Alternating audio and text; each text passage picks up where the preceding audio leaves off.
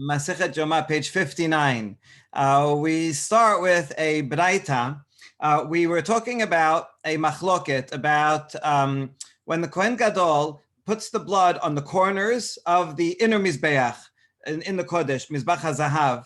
The question was, since it's small, does he just reach his hand around while standing in one spot? That's called beyad.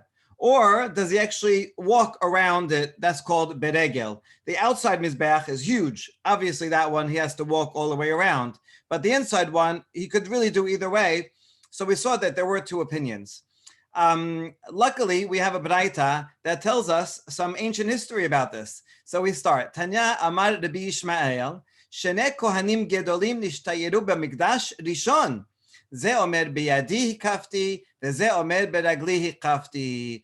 So there were two Kohanim Gedolim from the first Bet HaMikdash. That's a really long time ago. And we have some testimony from them that one of them said, when I was Kohen Gadol, I used my hand. I stood in one spot and moved my hand around. And the other one said, when I was Kohen Gadol, I walked around.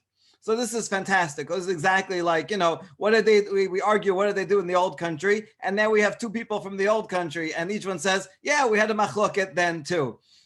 But this is very, very helpful, very useful, because a lot of times we've been asking the same question, like, why is there a machloket about what they did in the Bet HaMikdash? Like, don't they remember? They did one thing or another. Are these all theoretical machalokot? I think some of them might be theoretical, exegetical, trying to figure out what the Pesukim mean. But in many cases, since the Bet HaMikdash was up for quite a long time, that there were different Kohanim Gedolim, maybe each one had different traditions, different styles.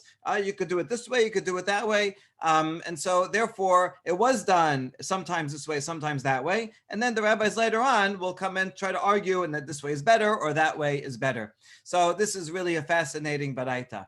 It's fascinating for another reason. It says that these two Kohanim Gedolim were from the first Bet HaMikdash. Now, to be from the first Bet HaMikdash, that would have had to been like, 600-700 years before Rabbi Ishmael is reporting this. Like, we don't really have any reports from the first Bet HaMikdash other than what's in Tanakh. Tanakh is, first Bet HaMikdash testimony. So it's a little hard to believe that we have testimony from two Kohanim Gedolim from the first Bet HaMikdash. For this reason, the Gerah here takes out the word Rishon. He says, no, forget the word Rishon, just say Bamikdash. Assume it's Bet HaMikdash Hasheni. Sometime in the middle of second Bet HaMikdash. That's still an old tradition. That's what it's talking about. The problem is I checked the manuscripts and every manuscript has Bet Bamikdash Rishon. So with all respect to the Gerah, sometimes the Gerah who didn't have a lot of manuscripts, sometimes just through his ingenuity, he's able to figure out what the manuscript must have meant. But he's not relying on manuscripts, he's relying on himself. But manuscripts do not support this. So therefore, this tradition is Bamikdash Rishon. Okay, so now not only do they have different customs, each one gives an explanation. Zenoten Tamlid Varav, Zenoten Tamlid Varav. Each of these Kohanim Gedolim also provide an explanation. Zenoten Tamlid Varav. Saviv de Mizbeach Penimi ke Saviv Mizbeach de Mizbeach Chison. By the way, the fact that they're each giving explanations for themselves sounds like Rabbi Ishmael maybe spoke to one of them, if he from some elder from all the way back, or has a tradition that they also explained it. So Rishon maybe means for the old from the old time or something like that. Okay, anyway, what's their reasoning? One says the inside, going around the inside Mizbeach, is the same as going around the outside Mizbeach. It says the word pinimi regarding both. And so just like the outside you walk around physically, so to the inside one you walk around physically. And the other Kohen Gadol also, Zenoten Tamlid Varav Kuleh Mizbeach Penimi Bimkom Chada Keren de Chison Ka'eh. It says you could fit the entire inside Mizbeach into one of the corners, one of the horns that goes up of the outer Mizbeach. So therefore, the analogy is not to the whole Mizbeach, but to that one corner. Just like on the outside Mizbeach, when you're standing at one corner, you're standing and you reach your hand out to put blood on that corner. So too, the inside one is the whole Mizbeach is like one corner of the outside. So you stand in one place and reach wherever you need to reach to put the blood on it. Okay, that ends that topic. Now we go on in the Mishnah. Rabbi Eliezer was the one that said you stand in one place. He was the one that said beyad. The Tanakama said that you walk around beregel. But not only that, the Mishnah continues and says that according to Rabbi Eliezer, he should do it in an upwards fashion. All of them. We have a picture of this. Right? So he would stand in one place, reach his hand over, and go upwards for all of them, except for the corner that was closest to him. In that case, it would be very difficult to bend his hand backwards to go up. It's much easier to go down, and that way he would keep his sleeve out of the way and not get dirty. So for 3 of them, it would go up, and for 1 of them, the closest to him, he would be down. Okay, so now Matnitin Maneh, who is the author of our Mishnah? I mean, it says that to Rabbi Eliezer, but Rabbi Eliezer himself has 2 of his 2 later Tanaim have interpretations of what he said. Rabbi Yehuda, this must be the interpretation of Rabbi Yehuda, or the tradition of Rabbi Yehuda in the name of Rabbi Eliezer. Let's see what we're talking about. The Tanya. Rabbi Meir Omer, Rabbi Eliezer Omer. So Rabbi Meir is teaching a tradition in the name of the earlier Tana, Rabbi Eliezer. במקומו עומד ומחטא, ועל כולן היה נותן מלמעלה למטה, חוץ מאותה שבח לשון שנותן מלמטה למעלה. He says that that Kohen Gadol stands in one place. For all of them, he goes downwards, all of them downwards, except for the one that's on the diagonal, the farthest one from him. That one he does upwards because it's so far, he has to reach all the way over. So the only way he could do it is going upwards, but the other 3, he does a downwards way. So you see, that's not our Mishnah. Rather, our Mishnah is like Rabbi Yehuda Omer, Rabbi Eliezer Omer. He's also reporting in the name of Rabbi Eliezer. Bimkomo Omed Umchate. They agree that he's standing in one place. All of them, he goes upwards. Except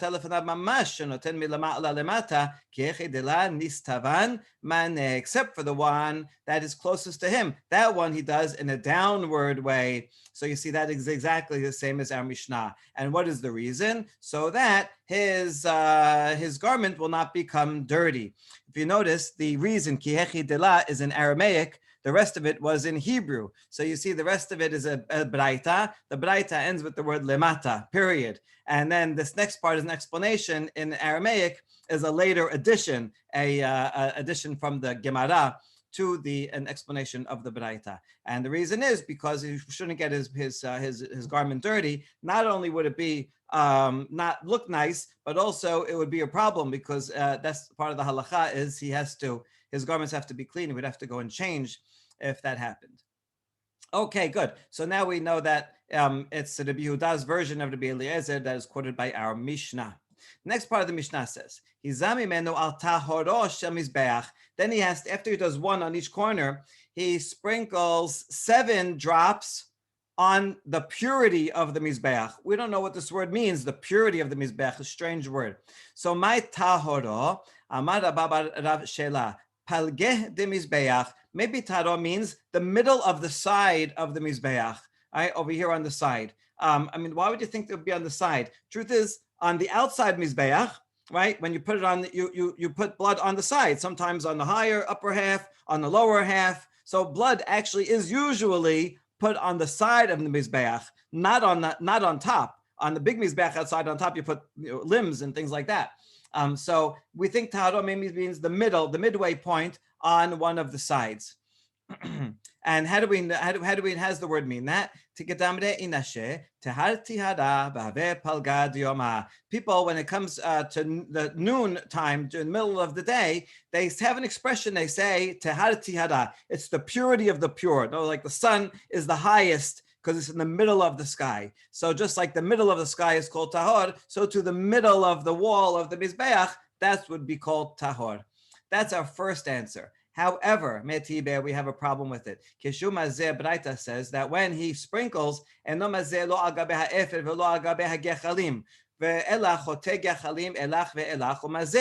puts the blood on the mizbeach, then he should not put it on the ashes and not on the coals themselves, but rather he should push the coals away from the sides and then make an empty space on top. and put the blood on right on top. So you see clearly this Baraita is describing putting the blood on top of the Mizbeach and not on the side. אלא מרבה ברב שלה על גילויה דמזבח דכתיב וכסם השמיים לטוהר. Rather, it's clear that it's talking about on an exposed area on top of the Mizbeach, as it says. This is right when the Ne'arim, they go and they see, they have a vision, a divine vision, and they see God looks like Esem HaShamayim La Tohar. So that's part of their vision. So the word tohar means something clear, a clearing. So this would be a clearing on top of the Mizbeach, and that's where you put it.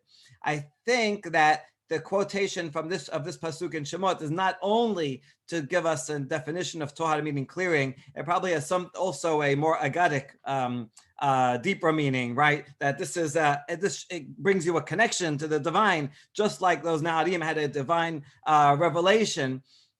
And it looked like Esem HaShamayim LaTohar. This is an important ritual that the Kohen Gadol does on top of the Mizbeach. It's like an access point, something like that. Okay, now Tanya, Hananya Omer, Besad Sifoni hu noten, Rabbi Yosef Omer, Besad Daromi hu noten. Okay, so now we know that he's going to put it on top of the Mizbeach. The question is, where is he going to be standing in relation to the Mizbeach? Is it on the northern side or on the southern side? So like if we look over here, all right, the northern side would be here, that he's standing somewhere on one of these two corners, or on the southern side near one of these two corners as he places it on top, the blood, 7 sprinkles on top. That's the question. Where is he standing? And we have two opinions here. What's at the essence of their opinion, of their machloket? Mor savar pitcha bedarom ka'eh, or mor savar pitcha besafon ka'eh. They're actually arguing with how many curtains there are, and therefore, where is the opening to the curtain from the Kodesh Kodashim? One will say, Hananya, who says it's on the north, will say that the opening is on the south. I'll show you in the picture. Opening on the south means here. That means he assumes there are 2 curtains. So when the Kohen Gadol came out, he came from this side, and then he went and sprinkled towards the curtain. And then he came out here, and remember, he has to go, right? He has to go to Yatsa. He has to go to this area. So that means on the corners, he starts with this corner, and then he goes around clockwise and this way and this one that way. He ends on this side, on the northern side. So you see, according to the one who says the opening is on the south, he ends the corner rituals on the north side, so that therefore he's going to sprinkle on top while he's standing on the north. Whereas the other opinion says, no, the opening was one curtain. The opening was here on the north, and therefore when he comes to the Mizbeach, he's going to come past go to this corner and then go counterclockwise and on the southern side, and therefore he's going to put the sprinkles on the top of the Mizbeach from the southern side, and that is the opinion of Rabbi Yosef, which is true. We saw he's the one that says that there's one, he would be the one that says that there's one curtain. Okay, good. So that makes everything clear.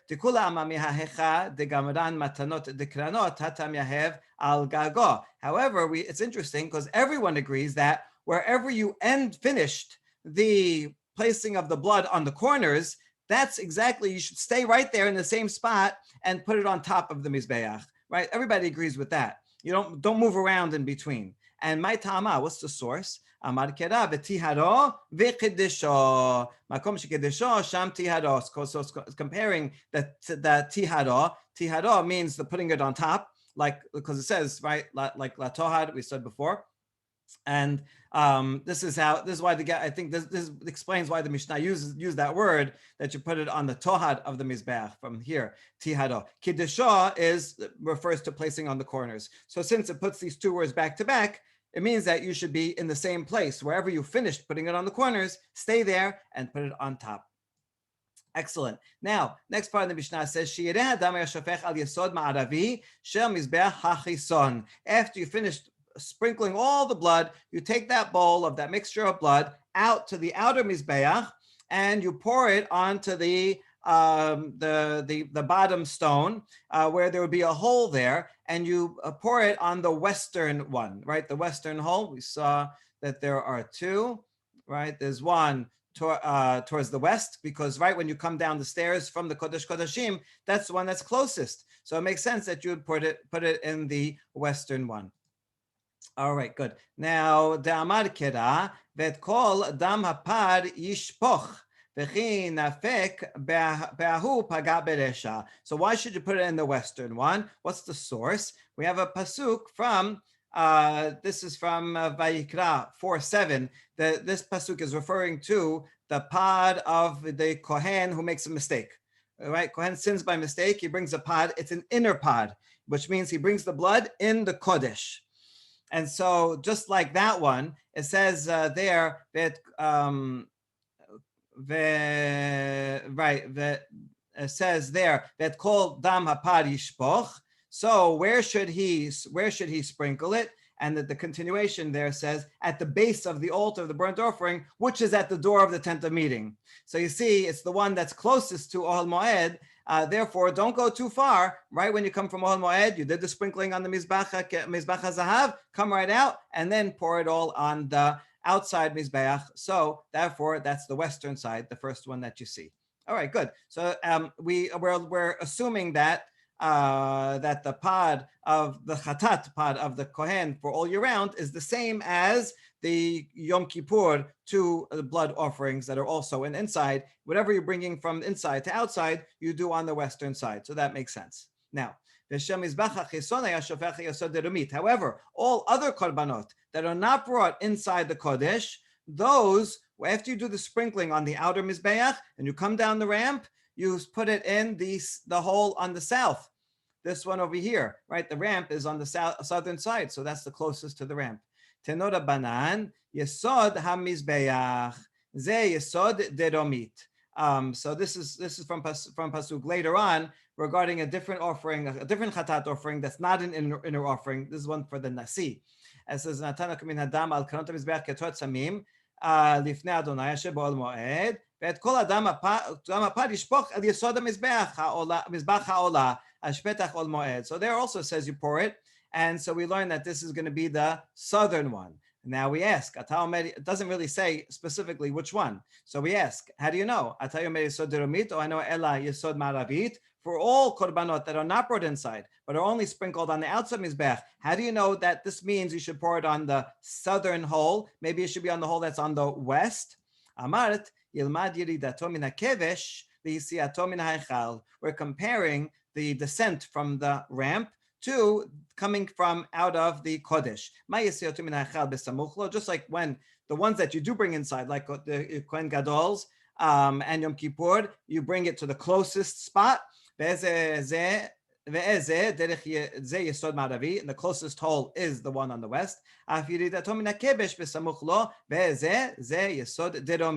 learn the same principle. Do the closest one. Okay, so we are comparing them, in fact, and you do the closest in each case. So that's what we learned from this braita. However, we're about to learn that actually is a machloket. This braita said you split the difference, right? The ones on the inside you do on the west, the ones on the outside you do on the south.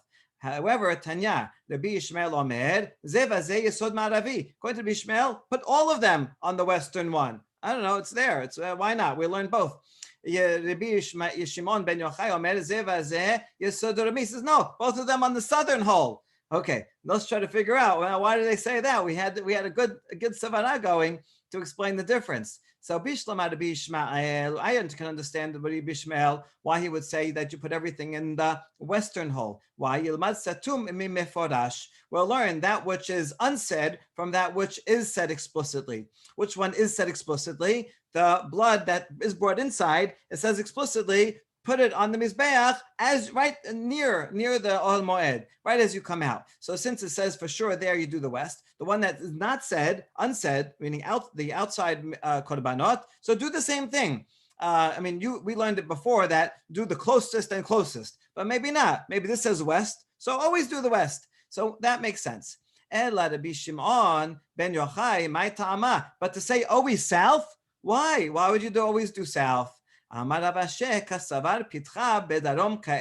Oh, here it is. It must be Rabbi Shimon bar Yochai thinks that the entire Mizbeach is actually positioned on the south side of the the entrance to the Kodesh is on the south side of the altar. In other words, the Mizbeach is in the north side of the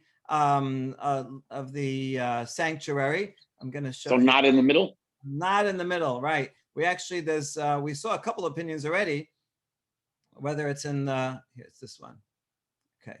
The Mizbeach here, right? The Mizbeach here is towards the south, right? A little bit towards the middle. But according to the Rabbi Ishmael, it would be, according to the, Rabbi Shimon Bar Yochai, it would be on the north. So if the Mizbeach is here, right? And then the ramp would be in the middle. As he comes out, what hold is he going to encounter first? Actually, the one on the south.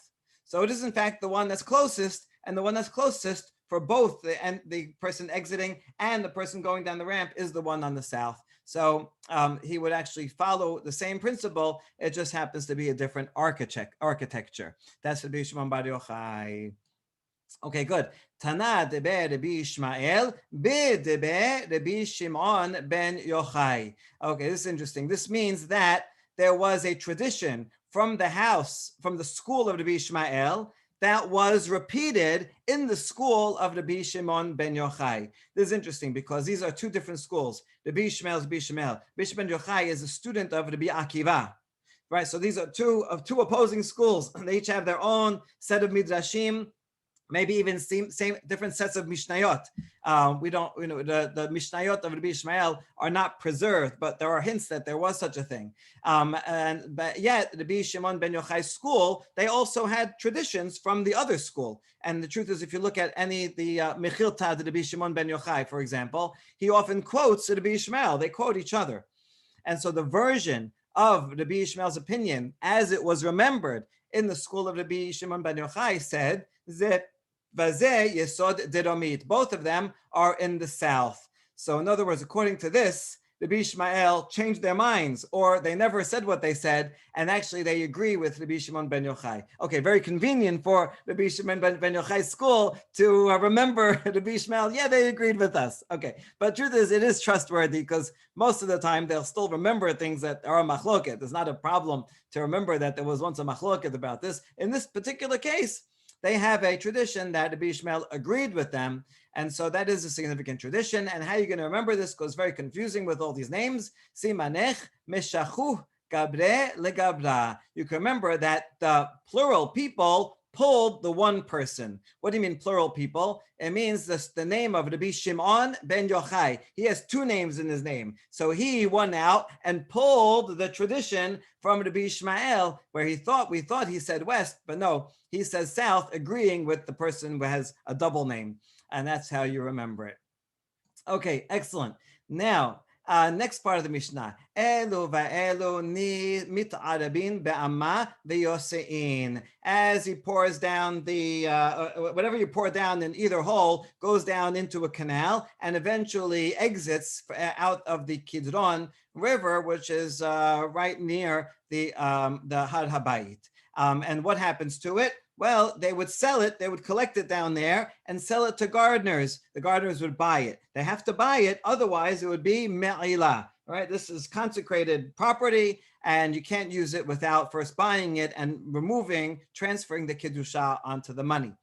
Now, Tenora Banan, Mo'alin Bedamim, Dibre Rabbi Meir Rabbi Shimon. So Rabbi Meir and Rabbi Shimon say, yes, if someone takes that blood, it was leftover blood that you poured out, and you take it for personal use, you commit me'ilah.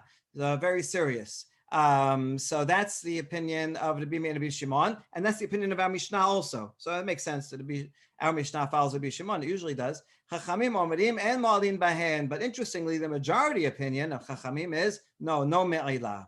So that's also a bit of a problem because we want our Mishnah to be a Chachamim. Like, we say it is a Meir when there's minority opinions, but it should be a Chachamim. So to clarify this Baraita, the Gemara says, Ad kana plige ela midrabanan. This whole machloket, is there Me'ilah or not Me'ilah? They were only talking about a Darabanan level. This is not very serious Me'ilah. This is just, we want you to be careful with this. So the rabbis imposed a Darabanan level of Me'ilah.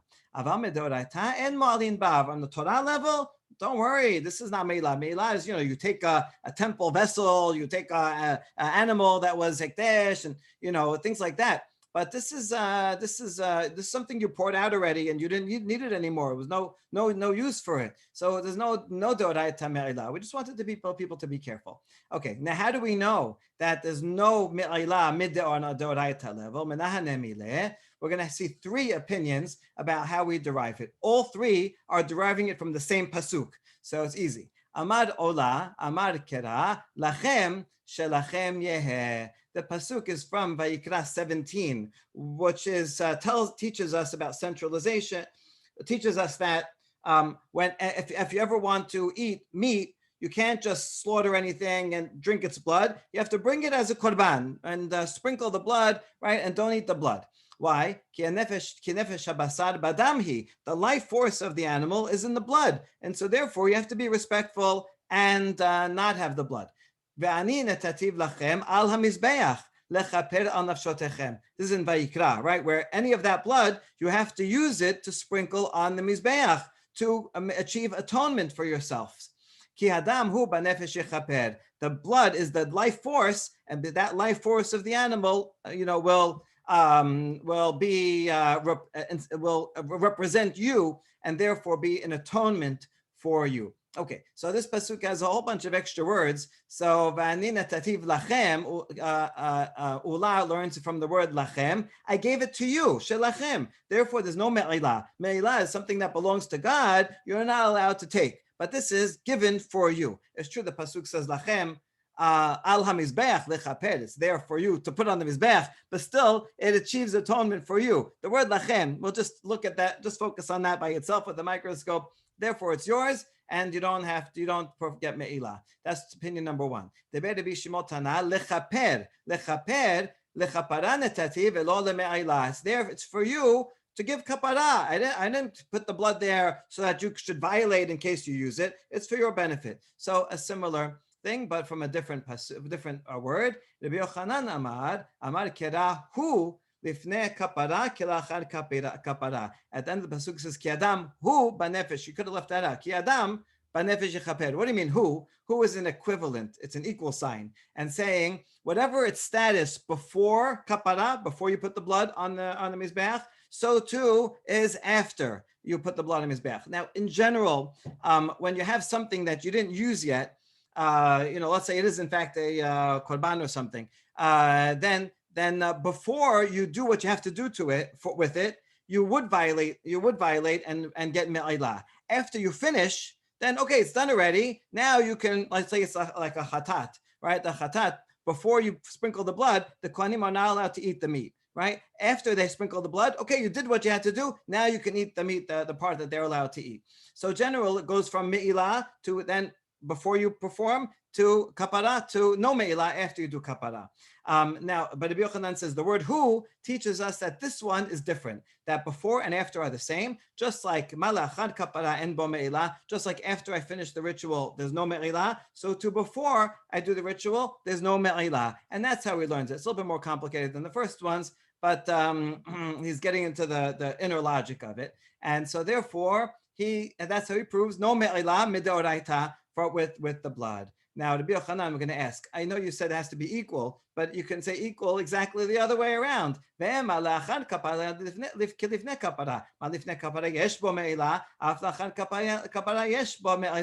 it's the opposite. Just like before you sprinkled the blood, you are mo'el. You didn't do what you didn't need to do yet, and so too maybe the hu comes to extend and be in the machmir way, and say there is me'ilah afterward. Now be different from everybody else.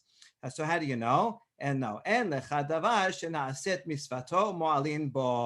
no such thing as something that you finished using it. You did the mitzvah, you did everything you have to do, and you still get me'ilah. No, me'ilah is only a status of something that is still glowing, still something that, you didn't use it yet, you didn't do the mitzvah yet. But once it's done, then for sure it's finished. So therefore, that's established as a general rule. So if you can have an equal sign, the equal sign is only going to go the opposite way, likula, to teach me that this blood is there's no me'ilah regarding this blood. And so we'll stop here.